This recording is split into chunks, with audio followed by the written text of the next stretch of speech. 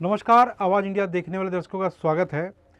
23 जनवरी के दिन बाला साहब ठाकरे का जन्मदिवस है। ऐसे में इसे शिंदे शिवसेना और ठाकरे शिवसेना दोनों शिवसेना बाला साहब ठाकरे के जन्मदिवस पर जोरदार शक्ति प्रदर्शन करने की तैयारी में जुटे नजर आ रहे हैं।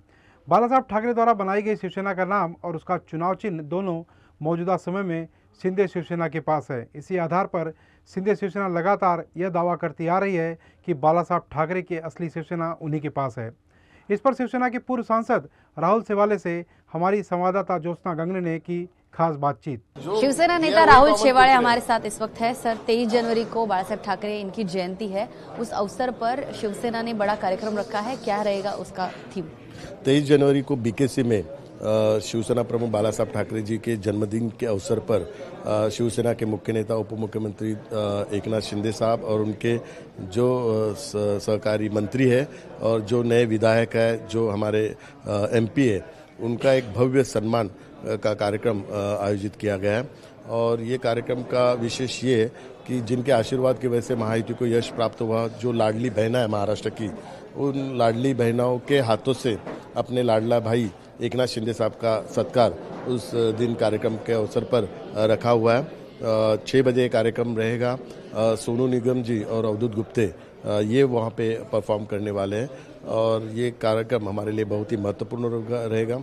और 23 जनवरी को हम शिवसेना के जो सदस्य नोंदणी का अभियान है उसकी भी शुरुआत 23 जनवरी को हम लोग कर रहे हैं। लेकिन इसके साथ हम लोग देख रहे हैं कि कांग्रेस और जो ठाकरे शिवसेना है उसे कई विधायक, कई नेता आप लोगों के संपर्क में, ऐसा बताया जा रहा है। आप सभी को पता है कांग्रेस के वो उबाटा के विधायक और महाविकास आघाड़ी के बहुत सारे विधायक है और जो सांसद है, एमपी है, वो 6, 7, 8 महीने से परेशान है क्योंकि उनके क्षेत्र के काम नहीं हो रहे, उनके विकास के काम नहीं हो रहे और उनको पता है कि अगर अपने विकास का काम करना है, उनके क्षेत्र का काम करना है और लोगों को जो कमिटमेंट दिया है वह पूरा करना है, तो एनडीए के साथ जाना बहुत ही जरूरी है क्योंकि केंद्र में भी एनडीए की सरकार है, राज्य में भी एनडीए की सरकार है।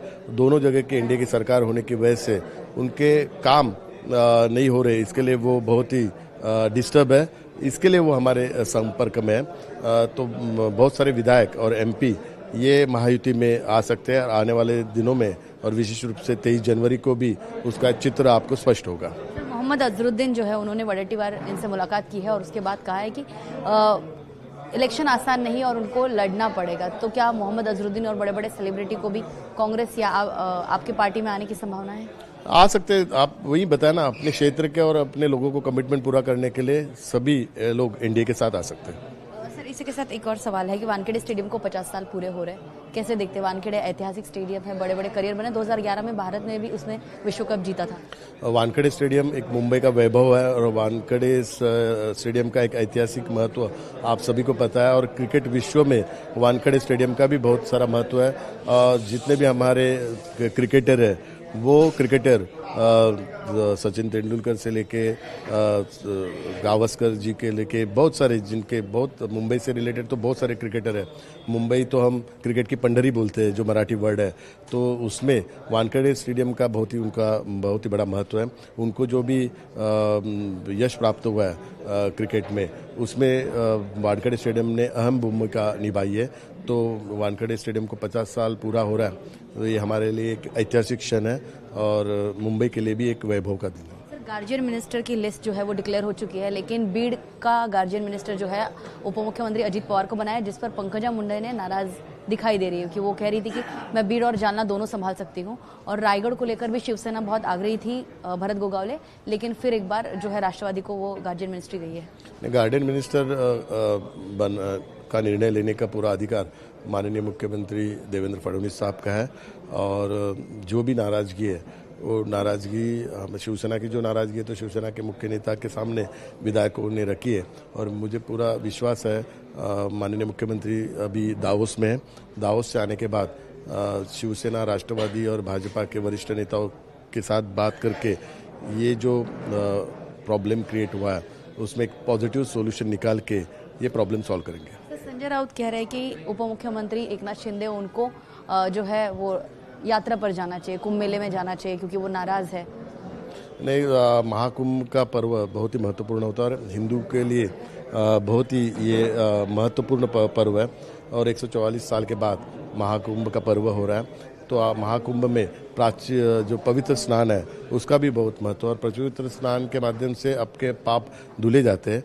तो अगर उबाटा के सभी पदाधिकारी महाकुंभ में जाएंगे तो उन्होंने जो कांग्रेस के साथ जाने का जो पाप किया है, उन्होंने हिंदुत्व छोड़ने का जो पाप किया है, उन्होंने शिवसेना प्रमुख बाला साहब ठाकरे जी के विचारों को छोड़ने का जो पाप किया है, वो पाप धुलाने के लिए अगर वो महाकुंभ में जाएंगे तो उनका पाप धुल सकता है। तो दूसरे को सलाह देने के से अच्छा खुद महाकुंभ में जाके खुद के पाप धुल के आओ। सर, आखिरी सवाल, मंत्री उदय सामंत भाजपा के संपर्क में और वो जल्द भाजपा ज्वाइन कर सकते हैं, ऐसा शिवसेना ठाकरे दल की तरफ से कहा जा रहा है। खुद के विधायक और एमपी छोड़ के जा रहे हैं, इसके लिए ये ऐसी गलत अफवाहें वो फैला रहे हैं। तो पहले खुद के एमएलए और एमपी को बचाओ। हमारे साथ थे राहुल शेवाड़े, जिन्होंने साफ तौर पर कहा है कि 23 जनवरी को जहां पर हिंदू हृदय सम्राट बाला साहब ठाकरे की जयंती है, उस अवसर पर बहुत ही बड़े लोग जो है, मतलब जो महाविकास आघाड़ी के बड़े नेता जो है वो जल्द ही अब महायुति का हिस्सा बन सकते हैं। संतोष के साथ ज्योत्सना, आवाज इंडिया, मुंबई।